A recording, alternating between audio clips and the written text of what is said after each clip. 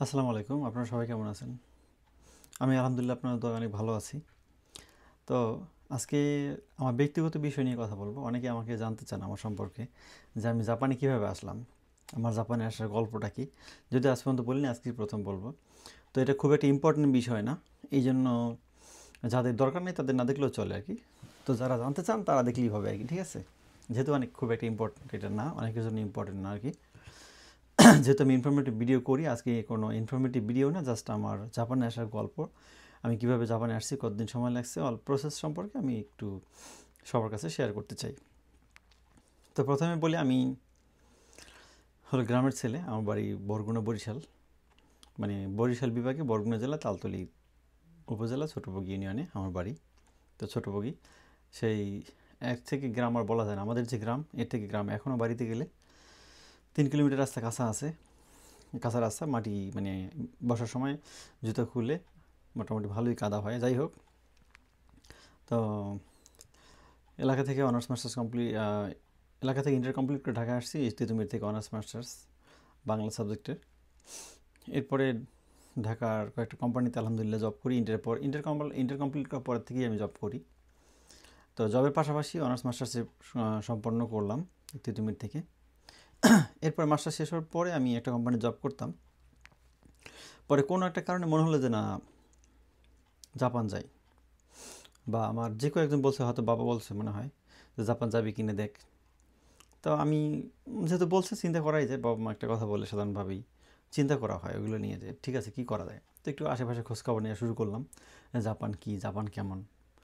এর আগে আমার খুব একটা ইন্টারেস্ট ছিল না বিদেশে কখনোই আসবো, বা বিদেশে আমি আমার কেরিয়ার গড়বো, বা বিদেশে ফ্যামিলি নিয়ে সেটেল হব, এরকম কখনোই স্বপ্ন আমার খুব একটা নাই। আমার অনেক বেশি উচ্চাকাঙ্ক্ষা নাই। যেটা আমার সামনে আছে আমি সেটা খুব ভালোভাবে করি। ওটা রেজাল্ট কী হবে সেটা পরে দেখা যাবে।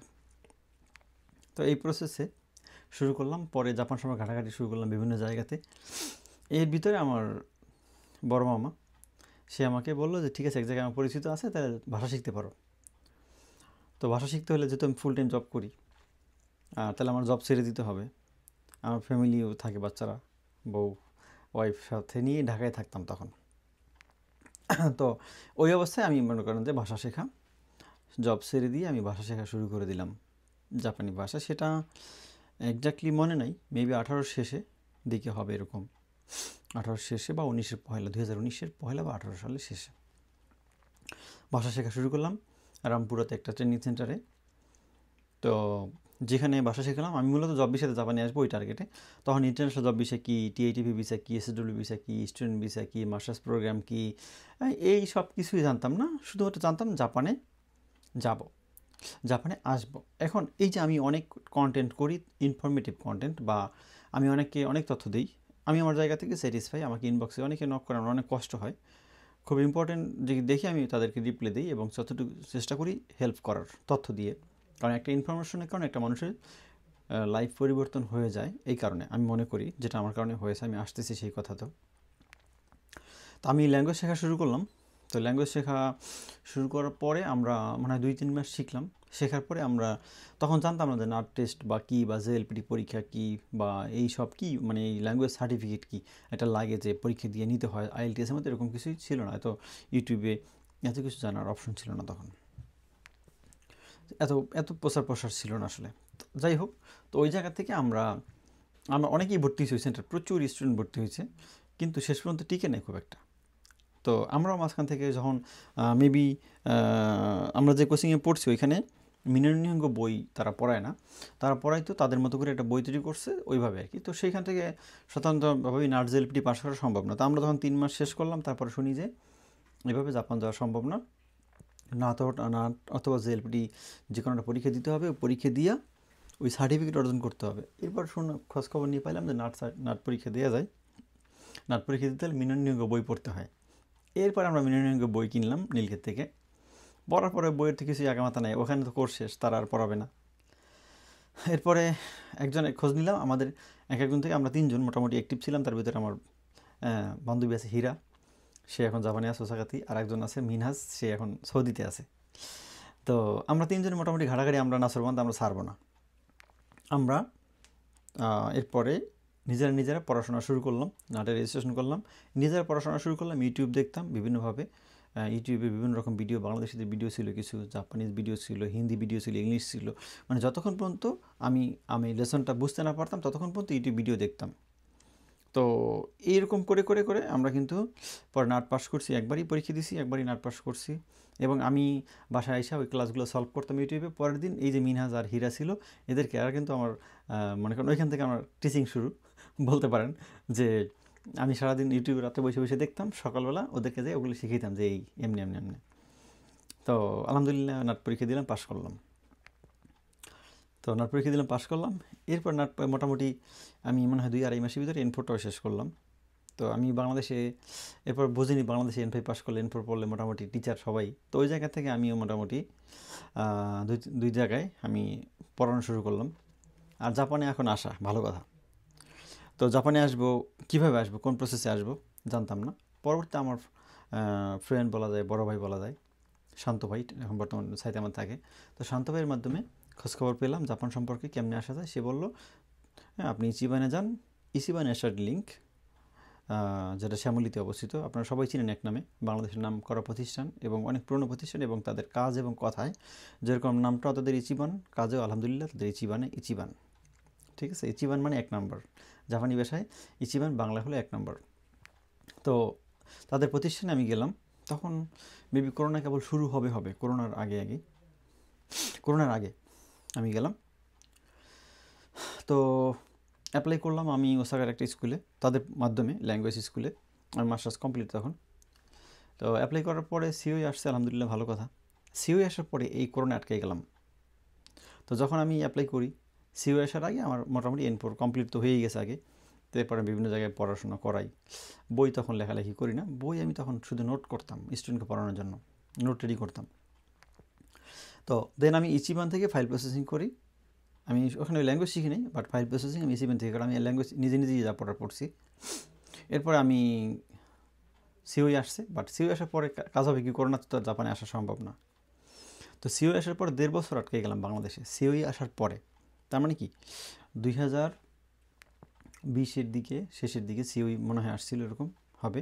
তার মানে কি দেখেন, 2019-এ আমি যদি শুরু করি, তার মানে 2020-এ আমি 1 বছর ঘোরাঘুরি পরে আমি খোঁজখবর পাইলাম ইচিবানের, আমি ইচিবানে গেলাম। এই যে লং একটা সময়, কিন্তু লং টাইম একটা সময়। ইচিবানে গেলাম, ইচিবান থেকে আমি অ্যাপ্লাই করলাম, সিওই আসলো। সিওই আসার পরে আমি আটকে গেলাম, আমি আসতে পারতেছি না, কারণ করোনা একটা সময়। তো টিউশন ফি কিন্তু পরিশোধ করে দিয়েছি, ওই সময় টিউশন ফি পরিশোধ করে দেওয়ার পরে 1.5 বছর ওয়েট করলাম বাংলাদেশে, করোনার কারণে আসতে পারিনি। 1.5 বছর টিউশন ফি দেওয়ার পরে, তো ওই সময়টা খুব খারাপ একটা সময় ছিল। সেখানে পরিবারের সাপোর্ট বলেন, বাবা মা, আত্মীয় স্বজন, হ্যাঁ আশেপাশে পরিবেশ তো বুঝেন আপনি, যে আমরা টিউশন ফি কত টাকা দিই, এই টাকা দেওয়ার পরে 1.5 বছর ওয়েট করা, মানে সবাই বলতেছে তোমার টিউশন ফি তো মেরে দিবা, মানে তোমার টিউশন ফি শেষ, তোমার ছেলে কোথায় টাকা দিচ্ছে, বাপ মাকে বারবার বলা, আমাকে বারবার বলা। তো এই বিষয়গুলো তো আসি, এবং আমার বাচ্চা এবং আমার ওয়াইফ নিয়ে আমরা ঢাকায় থাকি, তো ভালো একটা খরচ। এই খরচ কইরা ওই পরিস্থিতিতে একটা যে জিনিস ছিল যে কনফিডেন্স লেভেলটা আলহামদুলিল্লাহ সবসময় বেটার ছিল, যে যেহেতু জাপানে আমি সরাসরি ব্যাংকের মাধ্যমে জাপানের স্কুলে টাকা পাঠাইছি, সেক্ষেত্রে আমার টাকা মার যাবে না। আর জাপানে আমি একদিন না একদিন যাবো। আমি পড়াশোনা বন্ধ করিনি, আমি এর ভিতরে আমি পড়াশোনা করলাম। N3 আমি বাংলাদেশ থেকে শেষ করলাম। এই বাংলাদেশ থাকা অবস্থায় আমি N3 শুরু করি, আমি যাই করলাম, আমি N3টা বাংলাদেশ থেকে, বইটা বাংলাদেশ থেকেই লিখছি, আমি N3 বইটা বাংলাদেশ থেকে লিখছি। ওই সময়টাতে, যে সময়টাতে আমি করোনার কারণে যে সময়টা আমি আটকে গেছি, তখন আমার এমন সময় ছিল যে আমি যদি বসে থাকতাম তখন আমার খুব টেনশন হতো, অযথা কোনো কাজ করলে। আমি যতক্ষণ বই নিয়ে বসতাম ততক্ষণ আমি সুস্থ থাকতাম। তো মাঝে মধ্যে আমি বলি যে আমি যে পরিমাণ জাপানি ভাষা পড়াশোনা করছি, আমি এই পরিমাণ যদি অন্য কোনো ল্যাঙ্গুয়েজ বা অন্য কোনো বিষয়, আমার যদি একাডেমিক যে বিষয়গুলো আছে ওগুলো আমি পড়াশোনা করতাম, তাহলে তো অন্য কিছু হতে পারতো। যাই হোক, আল্লাহ হয়তো আমার জন্য উত্তম কোনো কিছু লেখা রাখছে। তো এরপরে এইরকম করতে করতে করতে করতে আমি বাংলাদেশে ওই সময়টা আমি N3 শেষ করলাম, N3 বই লিখলাম। 2022 সালের এপ্রিল মাসে যখন এম্বাসি খুললো, একটা লং টাইম পরে, তখন আমি জাপানে আসি। আপনারা অনেকে মনে করেন মাহবুব ভাই অনেক দিন মনে হয় জাপানে থাকে, 10-15 বছর, এরকম না। আমি মাত্র 2022-এর এপ্রিলে আমি জাপানে আসি। এর আগে আমি সিওই পাওয়ার পরে 1.5 বছর আসতে পারিনি। তো 2022-এর এপ্রিলে আমি জাপানে আসি, মাত্র এখন এই 4 বছর কাছাকাছি আর কি। তো অনেকে বলে যে এত কিছু কেমনে জানেন, আসলে জানার ইচ্ছে থাকে লাগে, এবং আমি যেহেতু অনেক আগে থেকে এগুলো নিয়ে ঘাটাঘাটি করি সেই কারণে, এবং আমি বর্তমানে যে জব করি আমি যে জব করি রিয়েল এস্টেট কোম্পানি ফুদুসানে, আর এই কোম্পানিতে কাজ করলে এখানে যেমন জাপানিজ ল্যাঙ্গুয়েজ লেভেল লাগে এবং এখানে অনেক কিছু জানতে হয়, না জানলে কাজটা করা যায় না। এবং আলহামদুলিল্লাহ আমার যে কোনো বিষয় জানার খুব ইচ্ছা আগ্রহ অনেক বেশি, যেই কারণে আমি আলহামদুলিল্লাহ অনেক কিছু জানি। আর আপনারা আমার কন্টেন্ট দেখেন, তো আমি চেষ্টা করি যে আমার কন্টেন্ট যেগুলোই থাকে আমি অথেন্টিক ইনফরমেশনগুলোই দেই। হয়তো কারোর কাছে ভালো মনেও হতে পারে, নাও হতে পারে, সেটা তার ব্যক্তিগত ব্যাপার। বাট আমি আমার জায়গা থেকে চেষ্টা করি যে যে ইনফরমেশনটা দেই সেটা যাতে পারফেক্ট হয় বা মানুষ যাতে উপকৃত হয়। দেখেন আমি কিন্তু খুব একটা এডিটও করি না ভিডিওতে, আমি যতটুকু জানি যেভাবে আমি আলোচনা করি আমি যতটুকু ওইভাবে আমি কথা বলি, যেটা কার প্রয়োজন হলেই সেই দেখবে, যার প্রয়োজন নেই সে দেখবে না। তো দেখেন, তো আমি 2019 সাল থেকে শুরু করে আমি 2022-এ জাপানে আসি। 19 থেকে 20, 20 থেকে 21, 21 থেকে 22, 3 বছর বাংলাদেশে। এই ভিতরে কিন্তু আমি অন্য কোনো জবও করি না, আমি কিন্তু সব ছেড়ে দিয়ে এটির মধ্যেই ছিলাম। এবং 2022-এ আসার পরে আমি জাপানে আসি। আসার পরে আমি 6 মাসের পরেই আমার N2 পরীক্ষা দিই। N2 পরীক্ষা আমার হয়ে যায় আলহামদুলিল্লাহ, পাস এসে পড়ে। আর 1 বছরের মধ্যে আমি জব কনফার্ম করে ফেলি। মানে আমি আসার পরে আমার টার্গেট ছিল আমি জব বিষয়তে ঢুকবো, আমি আর পড়াশোনা করব না। তো সেই জায়গা থেকে আমি বাংলাদেশ থেকে বাংলায় অনার্স এবং মাস্টার্স ছিল আমার। এখানে আসার পরে আমি মানে 6 মাসের মধ্যেই আমি আমার কোম্পানি, যে কোম্পানিতে বর্তমানে আছি এই কোম্পানিতে আমি কনফার্ম করি। এদের সাথে আমার আগে থেকেই পরিচিত, মানে জাপান আসার পরে পরে আমি বিভিন্ন স্টুডেন্টকে হেল্প করতাম, বাংলাদেশ থেকেও আসলে এই বাসা ইন্ট্রোডিউস করতাম এই কোম্পানির মাধ্যমে। তো তখন আমার তারা কাজ দেখলো এবং আমার ল্যাঙ্গুয়েজ লেভেল দেখে তারা ডিসিশন নিল, তাদের সাথে কথা হলে ঠিক আছে তাহলে তুমি এখানে আসো। তো আমি বর্তমানে এই কোম্পানিতে আছি এবং আমার যেহেতু বিজনেস প্ল্যান আগে থেকেই আমি বিজনেস করব, তো এই কারণে আমি ফুদুসান জবটা বেছে নিই। যদিও আমার যে ক্লাস টিচার ছিল বা জাপানের যে টিচাররা ছিল তা আমাকে বারবার নিষেধ করছে তুমি ফুদুসানে ঢুকো না, কারণ ফুদুসানের জব কিন্তু অনেক কষ্ট। বাট আমি যেহেতু বিজনেস করব, তো আমি তারপর ডিসিশন নিলাম না ঠিক আছে আমি এটাই করব, আমি যেহেতু বিজনেস করব ঠিক আছে আমার জন্য এটাই পারফেক্ট। তো সেক্ষেত্রে আমার এই কোম্পানিতে অলরেডি 3 বছর প্রায়। ঠিক আছে, আমি হয়তো কোম্পানি আরও ছাড়ার ইচ্ছা নাই, কারণ এটা শিখতে অনেক সময় লাগছে, অনেক পরিশ্রম আছে। যারা ফুদুসান জাপানে কাজ করে তারা জানে যে এই কাজটা শেখার একটা ব্যাপার আছে এখানে সময় দিয়ে। তো আমার ট্র্যাক চেঞ্জ করার ইচ্ছাও নাই। এখন অনেকে বলে যে জাপানে আমি কীভাবে আসছি, আমি বললাম যে ইচিবান, ইচিবান থেকে আমি আসছি। তো ইচিবান কিন্তু এখনও খুব ভালো একটা প্রতিষ্ঠান, অনেক আগেও ছিল, এখনও ভালো প্রতিষ্ঠান। এবং আমার প্রতিষ্ঠান আছে ব্রাইট ফ্রন্ট কনসালটেন্সি, আমরা কিন্তু ইচিবানকে ফলো করি অনেকটাই, তারা কীভাবে ফাইল করে, তারা কাস্টমার সার্ভিসের ক্ষেত্রে আমরা চেষ্টা করি। আমার সাথে ভালো দিকটা অবশ্যই আমরা নেই। আমাকে অনেকে নক করে যে ভাই আমাকে একটা ভালো এজেন্সি সাজেস্ট করেন। আমি এক নামে ইচিবানের কথা বলি, 2 নম্বরে বলি ব্রাইট ফ্রন্ট কনসালটেন্সি আমার প্রতিষ্ঠানে আপনি আসতে পারেন। 2 নম্বরে, 1 নম্বর আপনি ইচিবানে যান, কথা বলে আসেন। তো এটা আমি করি কারণ আমি তাদের মাধ্যমে আসছি এবং তাদের কাছে আমি অনেক কৃতজ্ঞ আসলে। কারণ আমি টাকা খরচ করি যাই করি, বাট তারা তো আমার উছিলা, তাদের মাধ্যমে আসছি, তারা আমার জন্য চেষ্টা করছে, তাদের চেষ্টা আমার রিজিক এখানে আছে, সব কিছু মিলিয়ে আমি জাপানে আসছি। তো জাপানে আসার পরে আলহামদুলিল্লাহ আমি ভালো আছি। খুব বেশি দিন হয়নি, আপনারা বলতে পারেন যে আপনি তো মাত্র 4 বছর হয়েছে গিয়েছেন।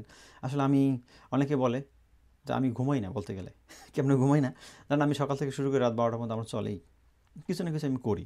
মানে আমার কাছে দেখা গেছে যে আমি যখন একা থাকতাম, এখন বাচ্চারা আছে এখন বেশি এটা কিছু করতে পারি না, বাট আমি যখন একা ছিলাম তখন আমি ম্যাক্সিমাম সময় দেখা গেছে যে আমি সকাল অফিস করতাম, অফিস থেকে বাসায় আসতাম রাত 7টার দিকে 8টার দিকে, আইসা যদি রান্না করা রান্না করতাম, খাওয়া দাওয়া করতাম, গোসল করে আমি 9টা 9:30টার মধ্যে আমি টেবিলে বসে পড়তাম। আবার এরকম বসে আমি কী করতাম, হয়তো আমি আমার বই লেখালেখি, ধরেন আমি এরপরে আমি N5 N4-এর বই কমপ্লিট করলাম, N2-র বই কমপ্লিট করলাম।